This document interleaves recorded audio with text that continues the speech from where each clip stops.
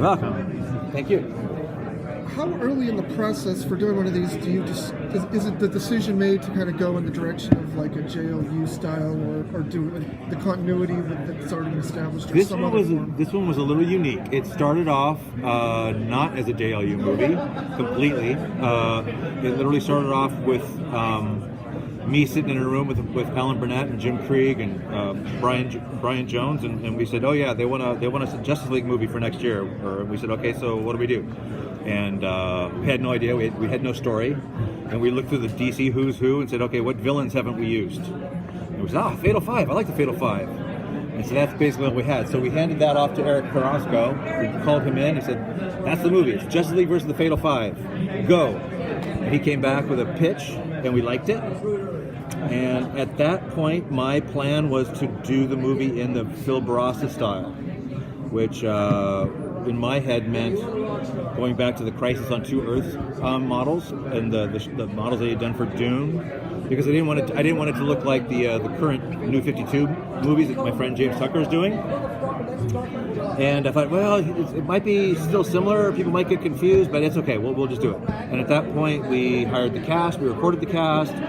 We had great good fortune of having Kevin Conroy and George Newbern and Susan Eisenberg coming back as Batman, Superman, and Wonder Woman. And then James Tucker found out what we were doing. He said, don't you think people are going to get confused about the look? They're going to still think it's part of my New 52 movies. And I went, yes, you're right. So, I mean, I knew in the back of my head it wasn't going to work, but anyhow. So, at that point, we were already 2 weeks into production on design, and so we were already, like, late. So, the only choice at that point was to use the old Justice League Unlimited models. And then we had to do a little bit of adjusting on the script, which we fixed in ADR, but from that point, it all just kind of fell into place, and so it was, like I said, it did not start out intending to be a Justice League Unlimited movie, and it just kind of backed into being one. So is this in continuity with JLU, or is it just sort of similar, It depends. like Doomsday? It depends on who you talk to. If you ask me, I would say yes, it is. I consider it to be in continuity.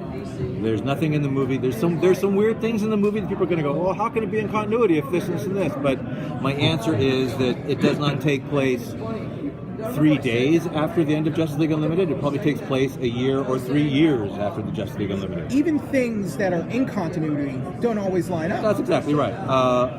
But again, my out is that it takes place sometime, like a year or 3 years. Because like I said, a lot can happen in a year or 3 years. So that's it.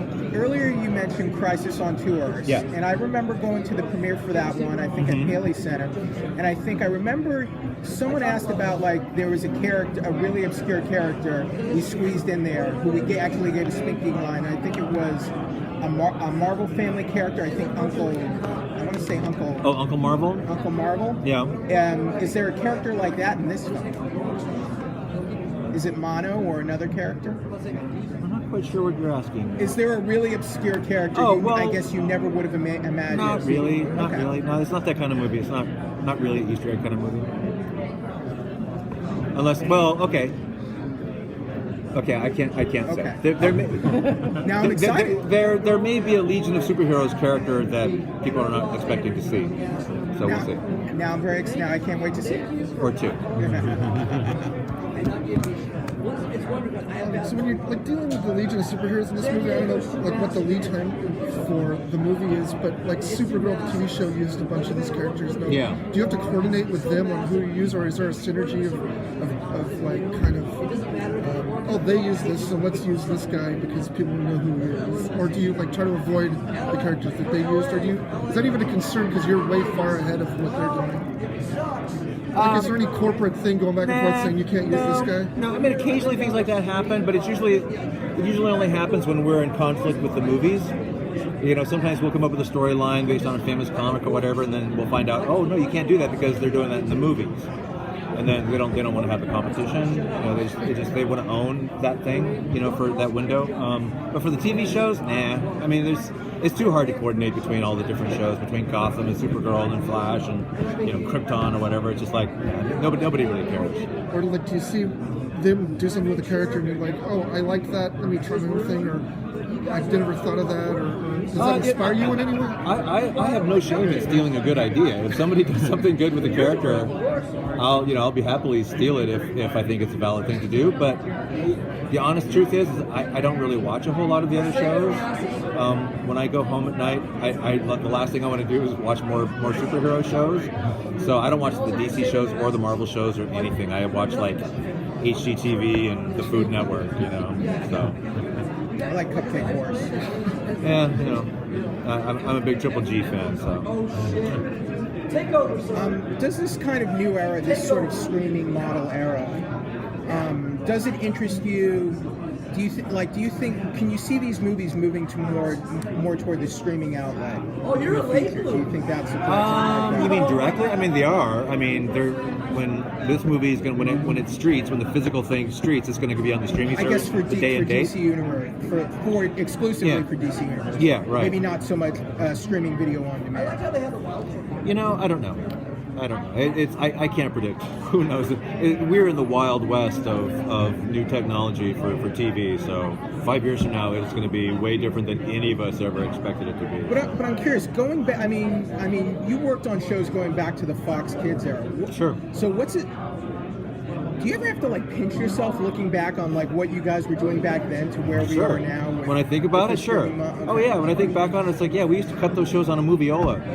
It's when I think about that, it's oh my god, that seems like the Stone Ages. But yeah, it's strange. So everything about media has changed. I say that all the time. Is that we were lucky that Batman came on when it did because there was really nothing else like it on TV.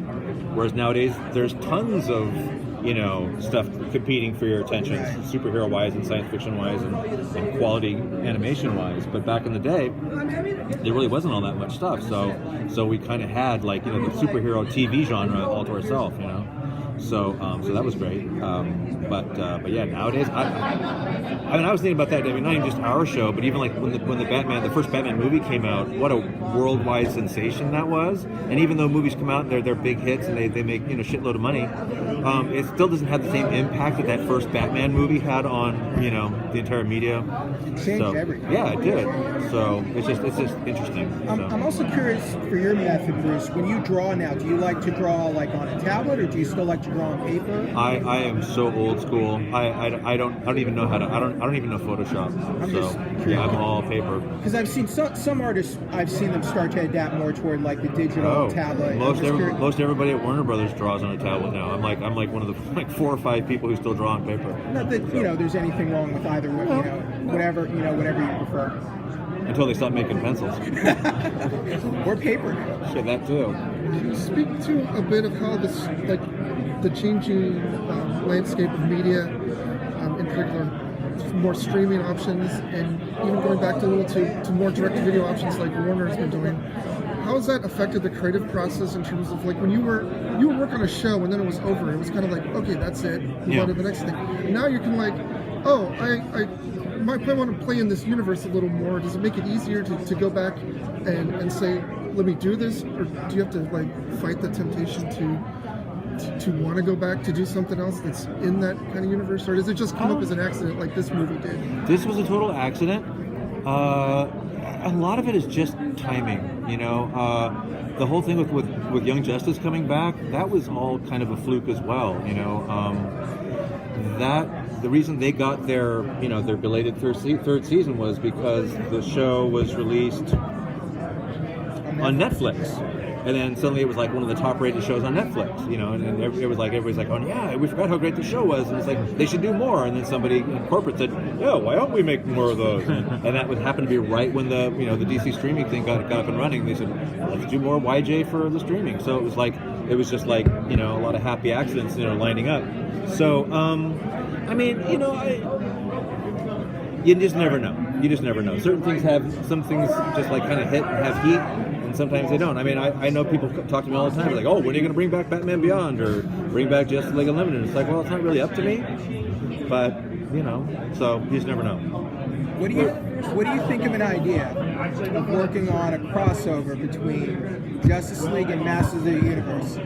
Considering you were one of the original artists for the 1980s mini comics, and I would love you to be involved in that. It didn't float my boat. Okay. But it's all right. I'm very excited about the TMNT one they're also showing this week. Good. I mean, hasn't He-Man and Justice League been crossing over since? They've the been In comics, I think. times. Superman was in like the first comic issue. Oh, that's right. DC. That's right. That's right. In the free comic or the whatever the extra. There was a more bonus recent. comic. There was a more They recent. just did one a few years ago. Injustice. No, they just wrapped up an Injustice Masters of the Universe. I Six-issue got to miniseries. check that one out. There's a long history. Is there someone in the universe that you wanted put in, but just it's never felt right to use in a movie? I want to say yes, but I'm having a hard time thinking. Azrael. No, I'm not a big Azrael fan. See?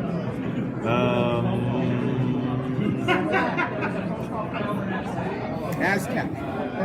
Oh wait, he was in it. I'm sorry. Aztec? Yeah, he was in Justice League League. Unlimited. I'm sorry. Yeah, I can't think of anybody off the top of my head. It's not like not that there was ever anybody that was like, oh, I got a burning desire to do this character, but you know. Like, how come Lobo never got like an animated solo movie during this whole run? I don't know. Good question. I don't know. There was a web series. There was. Back in I think the late '90s for Lobo. I remember. There was a Choose Your Own Adventure Superman show that was in 3D CG, and there was a Lobo series. Yeah, it was the same time they did the Gotham Girls Yep, series. I Yeah. remember that. I think that's like after dial-up, but like close. Very close. Very close. Yeah. It's like old internet, almost old internet days. That's true. So what? I guess can you talk about what like your project you're working on after this one? Not yet. Nothing you want to tease? I'm literally not allowed to. So something cool. Something cool. People will like it. Some people will hate it. Like all the movies.